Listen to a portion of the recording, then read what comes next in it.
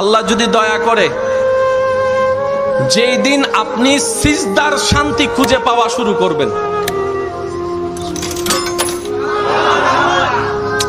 আর একটু মোহাব্বতের আওয়াজে,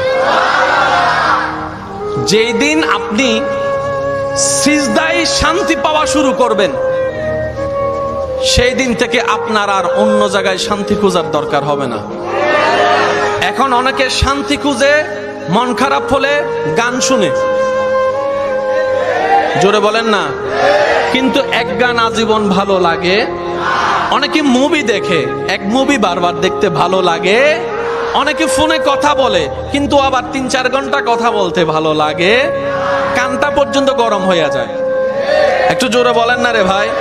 অনেকে মন খারাপ হলে বিভিন্ন জায়গায় ভ্রমণ করতে যায়, কিন্তু সেই জায়গাগুলো এক সময় আর ভালো লাগা কাজ করে।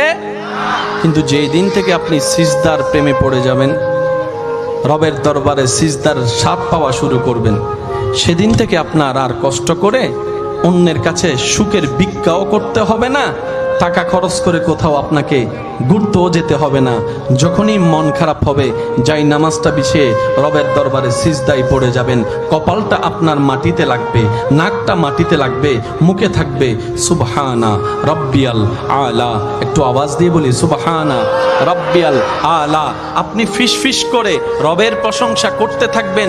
সেই শান্তিদাতা রব আপনার ব্রেইনের মধ্যে, আপনার মনের মধ্যে শান্তি দেওয়া শুরু করবে, প্রশান্তি দেওয়া শুরু করবে, সুকুন দেওয়া শুরু করবে। সুবহানাল্লাহ, সুবহানাল্লাহ, সুবহানাল্লাহ।